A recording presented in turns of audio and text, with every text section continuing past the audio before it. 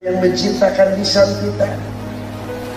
Kalau kita mengerti terima kasih karena kita sadar dilihat dan didengar oleh Allah Ta'ala, malu rasanya apabila mau mengotori mulut kita dengan kotoran-kotoran yang tidak baik. Pasti akan menyucikan mulut kita dengan dzikrillah, tasbih, salawat kepada Nabi Sallallahu Alaihi Wasallam.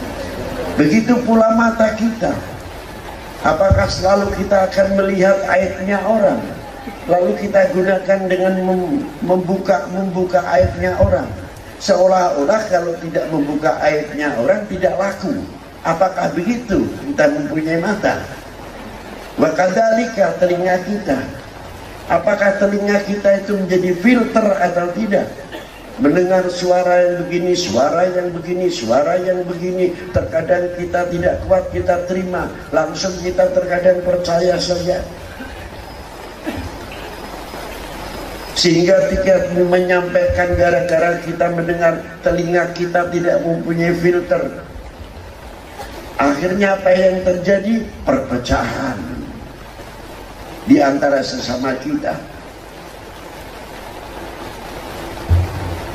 Sampai kapan perpecahan ini? Bangsa lain sudah maju dengan membuat alat persenjataan yang maju, kedokteran yang luar biasa, ekonomi yang luar biasa, sampai dolarnya kita kalah. Coba, dunia pertanian, tanah kita adalah agraris, ketinggalan dan ketinggalan. Beda pilihan sampai timbul kiai sama kiai, habib sama habib tidak akur, bicara terus tidak ada habisnya, bunyai sama bunyai terus begini. Ketinggalan lagi. Itu baru pilihan. Nanti masalah yang lain, talqin, tahlil, maulud, manakib, begini lagi. Ini bulan puasa nanti yang 8 sama yang 23 begini lagi. Kapan kita umat Islam maju? Kapan kita bisa membuat rumah sakit yang banyak?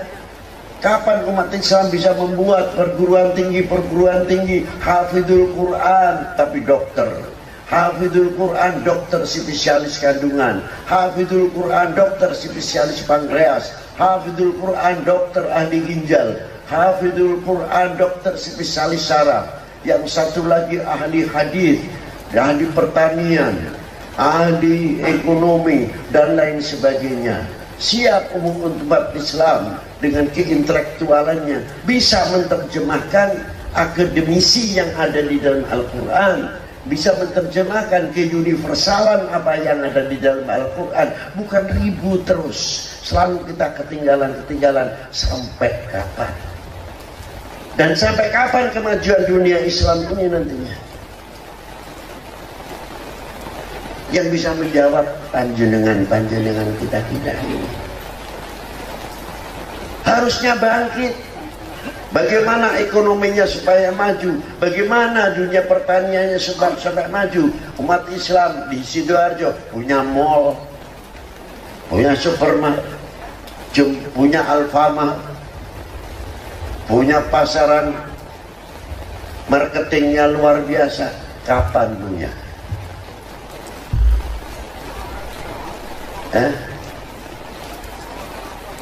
Ini saya menggugah sampai bikin masjid terkadang ini alhamdulillah, tapi saya tidak mengatakan masjid ini. Di tempat lain terkadang di perapatan begini atau di jalan, stylenya qasidah, bantulah masjid akan dibangun. Kita melarang, menggantikan tidak bisa. Tidak kita omong, kok nelongso bener mau bikin masjid sampai begini. Itu harus diterima kenyataan dan keberadaan. Coba kalau kita umat Islam bangkit dalam ekonominya, bangkit dalam ekonominya, pertaniannya luar biasa. Anak kita yang cukup jenius, IPA-nya maju, masuk nak ke kedokteran, saya tidak ada biayanya, maju dulu, jangan khawatir soal biaya. Ini yayasan kami punya Alfamart. Kan gini. Tapi anak-anak kita yang jenius, tinggal jenius, cerdas tinggal cerdas. Bagaimana mengulurkan tangan supaya anak-anak kita itu maju, mampu menjawab tantangan umat dan tantangan bangsa. Inilah para leluhur Indonesia dahulu luar biasa, dari Wali Sembilan dan sampai lain dan sebagainya. Mestinya regenerasinya akan menjawab, inilah luar biasa. Wali Sembilan sampai sekarang dalam kuburnya masih bisa memberi makan orang yang hidup, masih memondokkan, nyekolahkan orang, masih bisa membuat ekonomi kecil-kecilan, ekonomi kerakyatan di lingkungannya. Sunan Ampel ramai, seandainya di Ampel tidak ada Sunan Ampel mau apa? Gapuro Gresik ramai kalau tidak ada Malik Ibrahim. Giri kalau sebab tidak ada Sunan Giri. Marketing kecil-kecilan terbangun. Karena apa? Orang mati, bukan orang hidup. Sebabnya orang mati. Orang mati bisa membuat ekonomi kerakyatan. Ekonomi. Orang mati mampu mempersatukan umat. Mempersatukan umat Islam khususnya. Berziarah bersama, yang dia nomor sekian tidak ada urusan, ziarah bisa bareng-bareng. Dia partainya umpamanya apa, A, B, C, D, tidak ada urusan, tahlil bareng, baca selawat bareng. Kok indah benar kalau dilihat di Wali Sembilan. Tapi di luar itu beda pilihan sudah berbeda. Nah, maka dari itu ini satu cambuk untuk kita semuanya. Ayo kita maju. Dengan adanya masjid yang luar biasa akan menambahkan al-ukhuwah kita, terutama apabila kita makmum sholat berjamaah. Kita yang jadi imam, yuk delok saf awal. Siapa? Kok fulan kok tidak kelihatan? Biasanya jamaahnya luar biasa. Bertanya, kenapa ada sholat berjamaah? Jangan seudonnya dahulu yang dikeluarkan. Wis telung dino malas berjamaah. Ya opo? Belum apa-apa sudah marah. Tidak tahu kalau dia sakit, masih mencari ma'isyah untuk anak istrinya, terpaksa keluar kota. Tapi seudon kita telah dahulukan. Tapi kalau kita merasa ukhuwah, yuk tengok.